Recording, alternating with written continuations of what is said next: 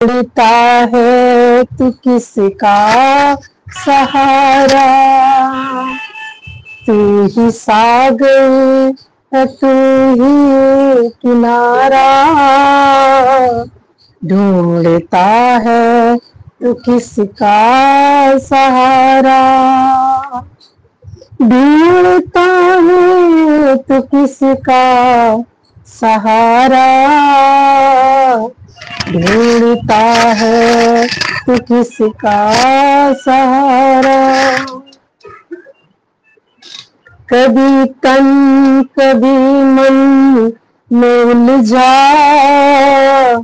तू सदा अपने दामन में उलझा, कभी तन कभी मन में उलझा,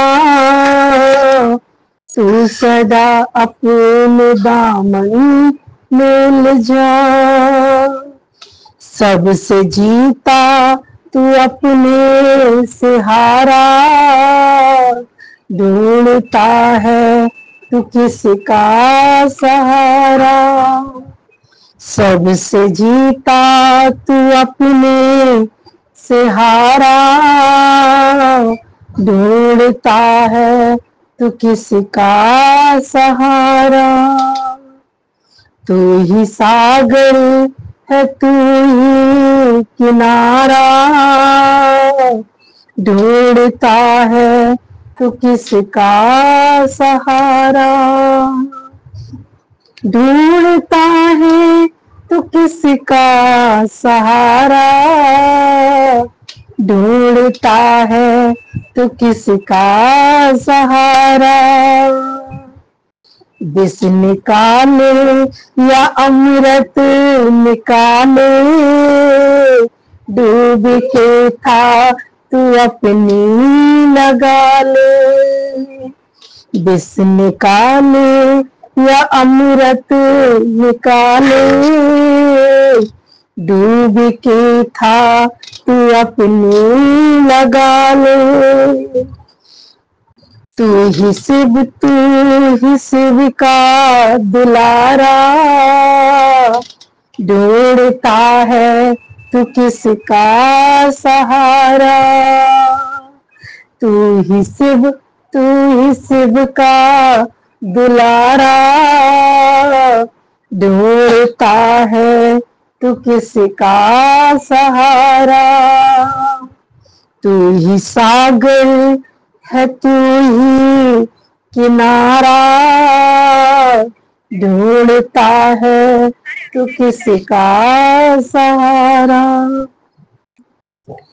पाप क्या पुण्य क्या तो भुला दे, कर्म कर फल की इच्छा मिटा दे, पाप क्या पुण्य क्या तू भुला दे, कर्म कर फल की इच्छा मिटा दे, ये परीक्षा न होगी दोबारा, ढूंढता है तू किसका सहारा, ये परीक्षा न होगी दोबारा, ढूंढता है तू किसका सहारा, तू ही सागर है तू ही किनारा,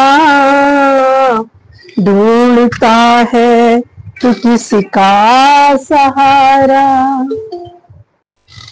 उसका साया उसी का है दर्पण, तेरे सीने में उसकी है धड़कन, उसका साया उसी का है दर्पण, तेरे सीने में उसकी है धड़कन, तेरी आँखों में उसका इशारा, ढूंढता है तू किसका सहारा, तू ही सागर है तू ही किनारा, ढूंढता है तू किसका सहारा, ढूंढता है तू किसका सहारा, ढूंढता है तू किसका सहारा। ये भजन हमको अपनी शक्ति को जागृत करने के लिए अपने मन को सुनाना चाहिए। जब जब मन अपनी शक्ति को भूलता है तो ये स्वयं को जगाने का भजन है। तू ही शिव का दुलारा, ढूंढता है कि किसका सहारा। ये जब बात तो हम स्वयं से बोलेंगे कि वो शिव मैं हूं, वो शिव का दुलारा भी मैं हूं। वही शिव उत्पन्न होके अनंत होके हर प्राणी में बसा हुआ है। वही परमात्मा एक से अनंत होके हर प्राणी में बस गया है। तो अभी हमारे अंदर में कोई कमी आएगी, कोई नेगेटिव ख्याल आता है ना, जरा सा मन को बहाना याद आ जाता है। मन क्या चाहता है? बहाना। और मन को बहाने से हटा के उसकी शक्ति को याद दिलाना ही सत्संग है। मन कहता है कि अभी हम देख रहे हैं कि कैसे रात से बारिश हो रही है। अब बारिश, मन को क्या दिखाना है कि बारिश है। अब सत्संग कैसे जाए? गीले हो जाएंगे। बहुत सारे मन के पास क्या है? ऑप्शन है। अभी कौन नहीं जा रहा होगा, कैसे? मन जब कमजोर होता है तो वो ऑप्शन ढूंढता है। और इस मन को जो कमजोर बने, जब वो नहीं का भाषा बोलता है, तो उसे आत्मा की शक्ति में जगा के, उसे ज्ञान की शक्ति में जगा के हम उसे आगे बढ़ा सकते हैं। मन को, मन कहता है कि नहीं कर सकता, लेकिन आत्मा कहती है तू कर सकता है, तू कर सकती है ना। अभी करने वाले, अभी हम देख रहे थे, कोई बाइक पे जा रहा है, कोई ऑटो में जा रहा है, कोई स्कूल जा रहा है, कोई ऑफिस जा रहा है, कोई अपने काम पे जा रहा है, क्योंकि उनकी मजबूरी, उनका लक्ष्य है। वो बारिश नहीं देखते, वो निकलते। बच्चे का स्कूल का एग्जाम है, वो कहेगा बारिश पड़ रहा है, नहीं पड़ेगा, नहीं कहेगा ना। लेकिन जिसके सामने लक्ष्य है वो किसी भी ऑप्शन में रुकता नहीं है, वो बहाने नहीं ढूंढता। अब जिसको बिजनेस पे जाना है, दुकान खोलनी है, ग्राहकों के फोन आ गए, वो व्यक्ति बारिश देखेगा? वो व्यक्ति कोई ऑप्शन देखेगा? नहीं देखेगा। किसी के अभी कोई एक्सीडेंट हो जाए, आपकी खूब झमाझम बारिश हो रही हो, क्या करोगे? दौड़ोगे? कहोगे बारिश पड़ रही है? लेकिन यही लक्ष्य हमारे सामने, हमें जागृत रखना है। मन बहाने बनाने के लिए तैयार है। मन के बहाने तोड़ना ज्ञानी का धर्म होता है, क्योंकि ज्ञानी के आगे लक्ष्य है कि सत्संग, जैसे दुनिया सारे कामों पे जा सकती है, तो मुझे भी अपने सत्संग के लिए निकलना चाहिए। मुझे चाहे कैसे भी, बोले कई बार भगवान कहते थे कि अगर आपकी कई जगह ऐसी जलवायु होती है जहाँ वायु का, जहाँ पानी का कोई भरोसा नहीं होता, तो वो लोग सत्संग नहीं जाएंगे। वो लोग क्या करते हैं? ऑप्शन लेके चलते हैं। एक ड्रेस पहन ली, दूसरी ड्रेस जाके चेंज कर ले, क्योंकि लक्ष्य है, सत्संग जाना ही जाना है, बहाना नहीं बनाना है। तो मन नीचे जाता है, मन को नीचे से उठा के ऊपर लेके आओ। कैसे आएगा? तू ही सागर, तू ही किनारा, ढूंढता है तू किसका सहारा। मुझे किसका सहारा ढूंढना है? बोले अभी आप वीरता की तरह चलना चाहते हो या कायरता की तरह चलना चाहते हो? कायर व्यक्ति ऑप्शन ढूंढता रहता है, बहाने। हम तो निकल रहे थे, फलाने ने मना कर दी। लेकिन वीर व्यक्ति को कोई रोक सकता है? कायर व्यक्ति को पल पल पे कोई ना कोई रोकने वाला मिल जाएगा, लेकिन वीर व्यक्ति को कोई नहीं रोक सकता। वीर व्यक्ति को क्या है? वो हर तूफान में आगे बढ़ना जानता है, वो अकेले भी चलना जानता है, वो सबके साथ भी चलना जानता है। साथ मिले तो मेला, नहीं तो रहो अकेला। अकेले चलो, ये सफर अकेले का है। सत्संग में आप भीड़ के साथ नहीं चल सकते, अकेले चलोगे। तो मन को बार बार शक्ति में जगाना है। कभी तन कभी मन में उलझा, तू सदा अपने दामन में उलझा। अपना दामन, बोले आज मनुष्य सबसे जीत जाता है लेकिन अपने दामन से हार जाता है। क्यों? क्योंकि वहां वो कमजोर पड़ जाता है। और वो कमजोर कौन बनाता है हमें? हमारी मोह, हमारी आसक्ति हमें कमजोर बनाती है।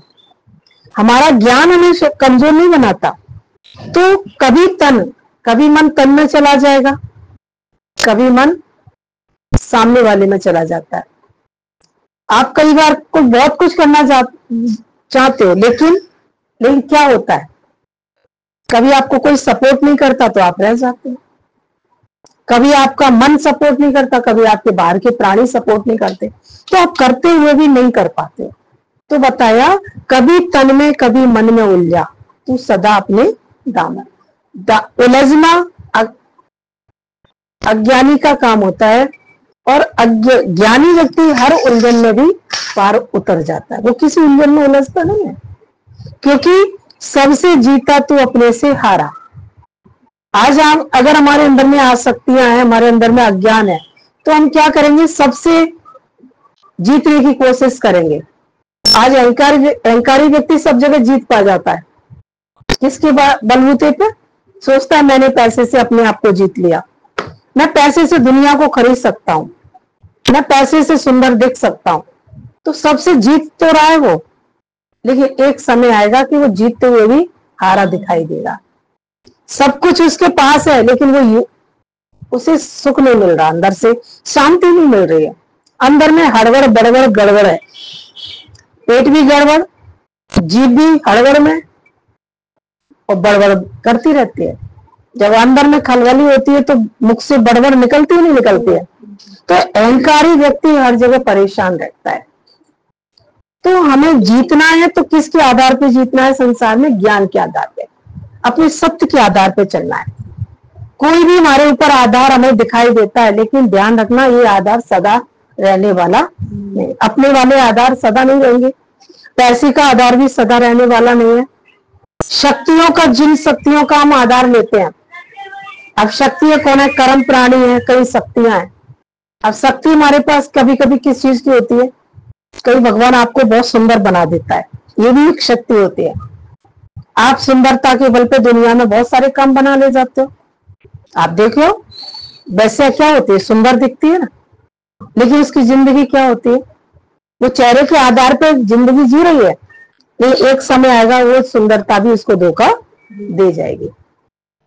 पैसे वाला अपने पैसे की शक्ति पे चलना चाहता है, अभी जाएगा 1000 की सूट की जगह 10,000 का सूट ले आएगा। पैसे को मैं सब कुछ खरीद सकता हूं, मैं चाहे मनमाना सुख ले सकता हूं।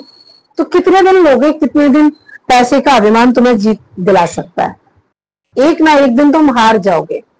लेकिन सत्य का, अपने अंदर की शक्ति के आधार पर चलोगे तो तुम कभी हारने वाले नहीं। अपने आप को कौन सी शक्ति पर खड़ा करना है? आध्यात्मिक शक्ति पर, अपने अंदर की शक्ति पर। अभी बताया ना, विष निकाले या अमृत निकाले, डूब के धातु अपनी लगा ले। अभी हमारे अंदर ही विष का सागर है और अमृत का भी सागर है। अब हमारे ऊपर है कि हम विष निकालते हैं या अमृत निकालते हैं। पूरे दिन में आपको नेगेटिव लोग मिलते हैं, अच्छे लोग मिलते हैं, बुरे, लेकिन आप सब में क्या देख के प्रेम करते हो? आएंगे तो सब तुम्हारे पास, लेकिन आने के बाद हमने सामने वाले में क्या देखा? हमने उसे जीव करके देखा या आत्मा करके देखा? हमने उसमें अपने ज्ञान से उसके अज्ञान को काटा या हम उसके अज्ञान से प्रभावित हो गए? अधिकतर हम उसके किसी के भी अज्ञान से बहुत जल्दी प्रभावित हो जाते हैं।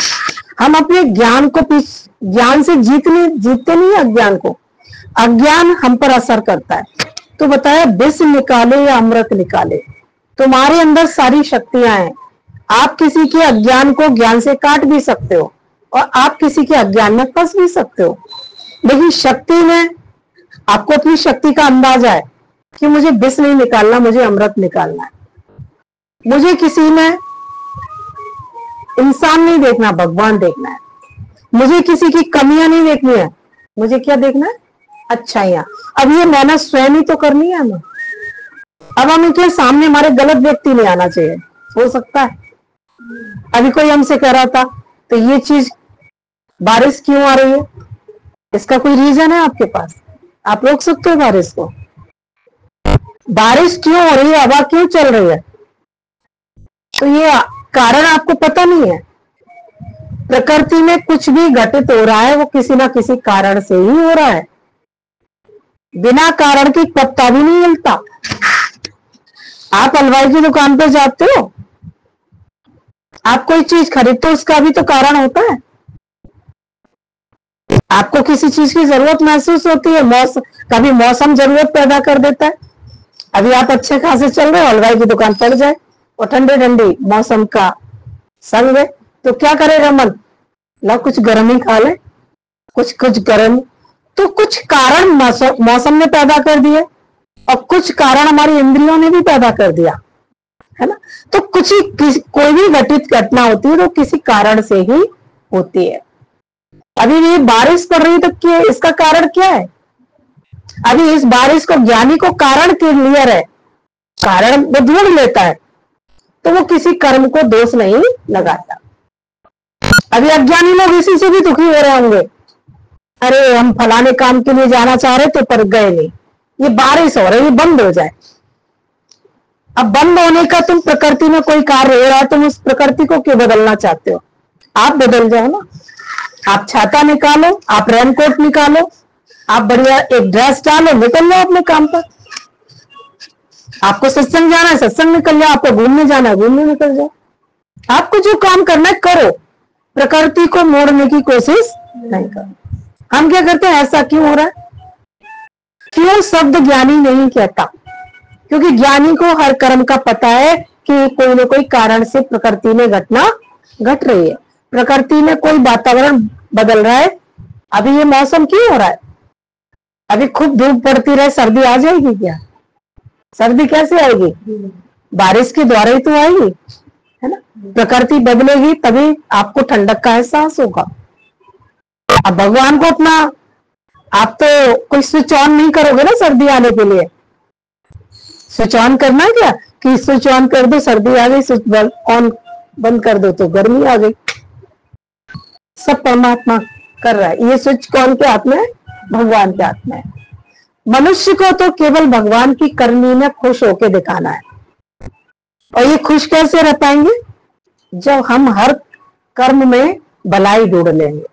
हर कर्म में हम भलाई ढूंढे कि जो भी मेरा परमात्मा करता है वो बहुत सुपर करता है, सुपर। अभी आपको व्हाट्सएप पर कोई बढ़िया फोटो आ जाए, आप तुरंत कितनी जल्दी उसको मैसेज का जवाब देते हो। कभी टिक कर देते हो ना, कोई ऐसे कर देता है, कोई दिल भेज देता है, कोई कुछ कर देता है।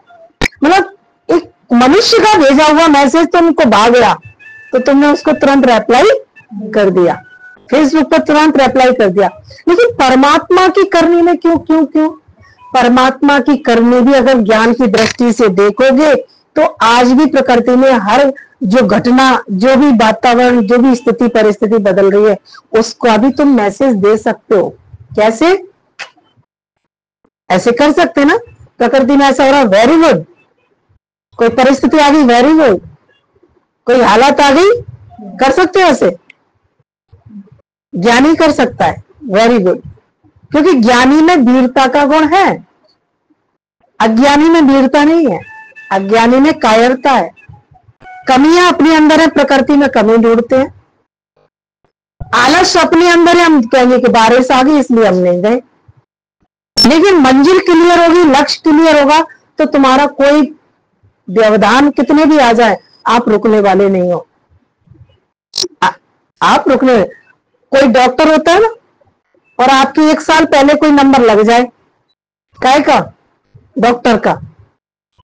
और अचानक उसी आप 1 साल से इंतजार कर रहे हो, डॉक्टर से मिलना है, डॉक्टर से मिलना है। अब ट्रेन रद्द हो जाए तो क्या करोगे बताओ? रुकोगे?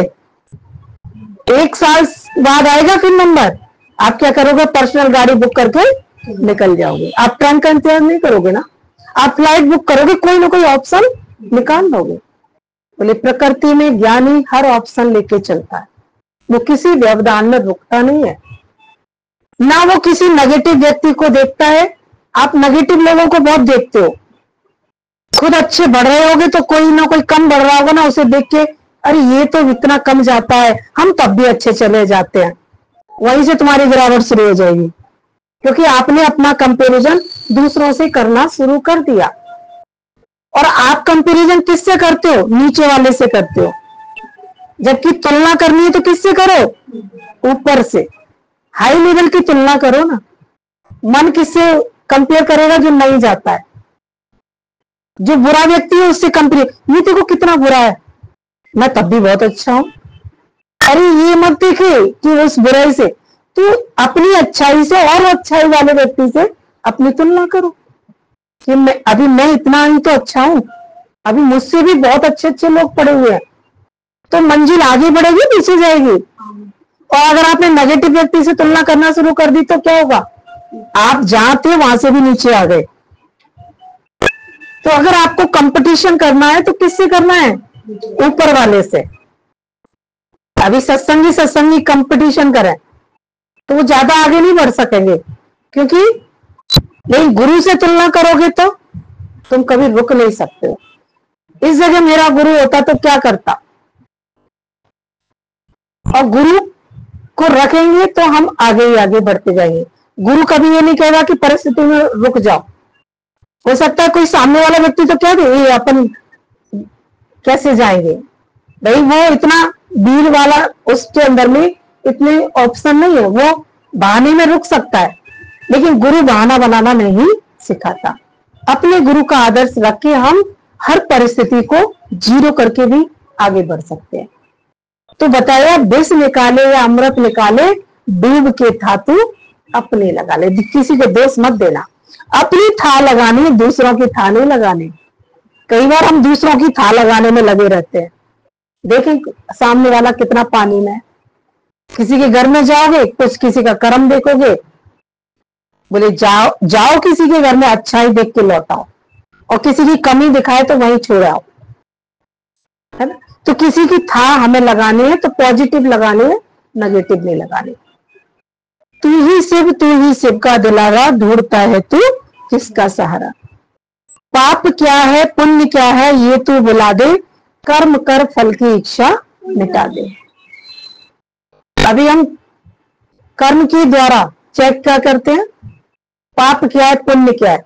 ये हमें दूसरों को चेक नहीं करना, हमें स्वयं को चेक करना। अभी हम दूसरों को चेक करेंगे, फलाने ने पाप कर लिया, फलाने ने पुण्य कर लिया, तो मेरा क्या भला होने वाला है? मेरा भला तो मेरे पाप पुण्य से होगा। तो मुझे किसका पाप पुण्य देखना है? स्वयं का देखना है। स्वयं की वाणी देखनी है, स्वयं का व्यवहार देखना है, स्वयं के कर्म देखने हैं, स्वयं का अंतःकरण भी देखना है। मेरे अंदर में क्या क्या चल रहा है। आंख बंद करो, तुम्हें अपने अंदर की हर करनी धरनी पता चल जाएगी। आंख बंद करने के बाद आंख खोले रहोगे तो दूसरे की पता करोगे, और जब आंख बंद करोगे तो तुम्हें अपने अंदर की सारी उठापटक पता चल जाएगी। तो भीतर अंतःकरण में जाकर देखो कि तुम कहां क्या कर रहे हो, पाप कर रहे हो पुण्य कर रहे हो। सामने वाले में कोई कमी देखते हो तो पाप होता है या पुण्य होता है? कमी देखना पाप ही तो, लेकिन खुद में कमी देखना पाप है या पुण्य है? अगर हम कमी देखते हैं, अपने में देखते हैं तो हम पुण्य करते हैं, और दूसरों में कमियां देखते हैं तो पाप करते हैं। क्योंकि पाप माने परे, आप से परे हो गए। पाप का संधि विच्छेद करो, पाप, तो इसमें साइलेंट वर्ड छिपा हुआ है, पाप आप से परे। जब आप से परे हो जाओगे तो तुमसे पाप होना ही निश्चित है। आप से परे मतलब तुम स्वयं अपनी आत्मा से दूर हो गए। पाप आप से परे, आप मतलब स्वयं की आत्मा को भूलकर हम देह के धर्म में जाएंगे तो हमसे निश्चित ही पाप हो गई होगा। अगर हम देह के धर्म में जाते हैं तो देह में आते ही हमसे पाप होना शुरू हो जाता है। जब मैं भूली आपको तो भासे संसार। ये संसार, ये पाप पुण्य हमसे कब होता है? जब हम देह की उस पे आते हैं। अभी हमारा सत्संग कभी आने का मन करता है, कभी नहीं करता। कभी हम बहुत ज्यादा भक्ति भाव में होते, कभी हमारे अंदर में बहुत संसार हावी हो जाता है। तो ये फेरबदल कब चलता है? जब हमारी मंजिल क्लियर नहीं है। इसीलिए बार बार रोज कहा जाता है कि अपनी मंजिल क्लियर करो। फिर मंजिल तय हो जाएगी तो तुम्हारे अंदर में अपने आप ही ऑटोमेटिकली एनर्जी आएगी। एक स्कूल जाने वाले बच्चे में कितनी एनर्जी होती है, और संडे वाले दिन वो एनर्जी क्यों डाउन हो जाती है बताओ? क्योंकि उसके अंदर में विचार आ गया कल तो संडे है। अब वो टाइम से उठेगा भी नहीं, टाइम से नहाएगा भी नहीं, टाइम से खाएगा भी नहीं। और लेकिन अगर उसे स्कूल जाना है तो रात में वो सोच के सोएगा कि मुझे कल स्कूल जाना है। उसकी मंजिल क्लियर हो गई ना रात में ही। हमारे अंदर में हार्मोन्स कैसे काम करते हैं? जब मंजिल क्लियर हो जाती है हमारे अंदर के हार्मोन्स तेज तेज काम करने लगते हैं, हमारी बॉडी एक्टिव होकर चलती है। तो हमेशा मन के सामने क्या रखो? मंजिल रखो, लक्ष्य रखो। मुझे रात में सोना है, सुबह उठ के क्या करना है? जल्दी काम करके मुझे सत्संग निकलना है, ये मेरी मंजिल है। तो अब तुम सुबह जल्दी जब आपकी पहली आंख खुलेगी तो आपको लक्ष्य याद आ जाएगा। लेकिन आपने कोई लक्ष्य नहीं बनाया। अब डॉक्टर के पास क्या रोज रोज जाओगे? ठीक है, डॉक्टर को लक्ष्य बना देते हैं, बताओ अच्छा लगेगा डॉक्टर का लक्ष्य बन जाए तो? सोच के देखो, क्योंकि तुम लक्ष्य से, डॉक्टर से लक्ष्य नहीं बनाना चाहते हो ना। अच्छा, लक्ष्य वकील का बन जाए तो कैसा रहेगा? बढ़िया रहेगा। सुबह उठ के मुझे वकील के पास जाना है, अच्छा नहीं है ना, क्योंकि तिजोरी खाली हो जाएगी अगर लक्ष्य ये बन गया तो। डॉक्टर क्या तिजोरी भरेगा, खाली भरेगा? तो लक्ष्य हमारा सुबह उठ के, ये कभी सालों में हमें जाना पड़ता है। रात में हम सोचते हैं कल हमारे डॉक्टर को जाना है, फलाने को दिखाना है। लेकिन यानी अगर आपने सत्संग को लक्ष्य बनाया है तो रात में क्या सोच के सोओगे? मुझे सुबह उठ के जल्दी सेवा करके सत्संग निकलना है, मुझे किसी से कंपटीशन नहीं करना, मुझे किसी को देख के आगे नहीं बढ़ना, मैं सामने वाले को नहीं देखता, मैं स्वयं को देखता हूं। ये लक्ष्य आपका अगर रात में सोच लिया तो तुम्हारी आंख ऑटोमेटिकली खुल जाएगी। आपका सब काम अपने आप ही जल्दी जल्दी आपके हाथ पैर बढ़ेंगे, क्योंकि आपका लक्ष्य क्लियर है। आपका लक्ष्य होना जिंदगी में बहुत जरूरी है। और लक्ष्य क्लियर नहीं है तो आपको धक्का वाली गाड़ी से बन जाओगे। आप धक्के से चलते हो, आपको कोई कारण आएगा तब आप जल्दी जल्दी काम करते हो। लेकिन आप ऐसा कोई कारण मत बनाइए जो तुम्हारी जिंदगी को पीछे कर दे। आप परमात्मा का कारण बना लीजिए तो तुम्हारी दुनिया की नेगेटिव एनर्जी आपके पास आएगी। कोई डॉक्टर की डेट नहीं आएगी, कोई वकील की डेट नहीं आएगी। और अगर आपने भगवान का लक्ष्य नहीं बनाया तो कहीं ना कहीं परमात्मा तुम्हारे ये लक्ष्य बनवा देगा। नहीं बनाना चाहोगे तब भी बनवा देगा। तो इसीलिए कहते हैं कि सीधी राह चलाई मैंने, तू टेढ़ी राह पे जाए तो मैं क्या करूं। अभी हम सत्संग दूसरों के लिए नहीं करें, स्वयं के लिए करें। कॉलोनी से अगर 1 2 4 सत्संगी आ रहे होंगे ना, तो किसी 4 को मत देखो, तुम अपना लक्ष्य बनाओ। क्योंकि मैं जब यमराज के साथ जाऊंगा तो कॉलोनी के कितने भी लोग नहीं जाने वाले आपके साथ। हेलो, जाएगा कोई? तो ऐसे ही याद रखो कि जब यमराज लेने आएगा तो मुझे स्वयं अकेले जाना है। तो सत्संग भी मुझे कैसे जाना है? अकेले जाना है। मुझे किसी की कंपटीशन नहीं करनी है। और करना भी है तो किसके? ऊपर वाले से करना है। ऊपर, सबसे ऊपर कौन बैठा है? गुरु। बाकी सब नीचे धरातल पर है। ठीक है, उसका साया उसी, बोले ये लाइन भी अच्छी लगती है, कर्म कर फल की इच्छा मिटा दे, ये परीक्षा ना होगी दोबारा। आज जो चैलेंज आपके सामने आया है, ये चैलेंज कल नहीं आएगा। तो ये परीक्षा आपके द्वारा तो नहीं आएगी ना। और अगर आपने किसी कारण में रुक गए तो आप फेल हो गए। कल की परीक्षा कल और कुछ होगी। कल हो सकता है बहुत तेज धूप हो, इस टाइम आपको परीक्षा तो आई लेकिन धूप के रूप में, आज बारिश के रूप में आई। लेकिन ये परीक्षा बारिश वाली कल जरूरी नहीं आए, है ना। तो परीक्षा आपकी हर नित दिन नई रहेगी। तो परीक्षा जो भी आती है उसको क्वालिफाई करके आगे बढ़ो, रुको नहीं उसमें। चैलेंज आए उसको क्रॉस करके आगे बढ़ जाओ। ठीक है, उसका साया उसी का है दर्पण, तेरे सीने में उसी की धड़कन। अब ये उसी का साया है, उसी का ही दर्पण है। जो भी आज तुमको सामने दिख रहा है, किसकी शक्ति से दिख रहा है? भगवान की। मुर्दा कुछ देख पाता है क्या? आज मुर्दे से कहते हैं आगे बढ़ आगे बढ़ आगे बढ़, कहते हैं क्या? पीछे हट पीछे हट, हट जाएगा वो तो मुर्दा है। तो उसी का साया, उसी का ही दर्पण है। उस परमात्मा की शक्ति तुम में है। जब तक ये शक्ति है तभी तक दर्पण में कुछ देख सकते हो। मुर्दा का भी दर्पण नहीं देखता और ना कोई उसे दिखाता है। दिखाता है क्या? अरे अंतिम विदा कर दो, थोड़ा दिखा दो इसे दर्पण, नहीं दिखाते हो ना।